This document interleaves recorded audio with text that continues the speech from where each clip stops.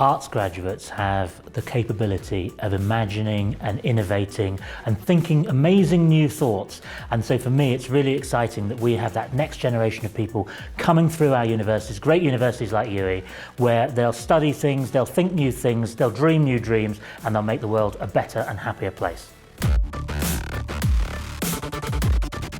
Studying an art subject at university can change your life. It can help you to think in a new way. It can help you to understand the amazing stuff that's been created in the past, whatever you're studying, whether it be film or literature or painting or sculpture, whatever it is, you'll see amazing things that have gone before. But the really exciting thing is you can take that creative practice on, you can do something brand new, and you will be somebody who is creating the future. One of the things about being in the pandemic over the last 18 months is a lot of arts organisations, museums, libraries have been closed down and we haven't been able to get into them.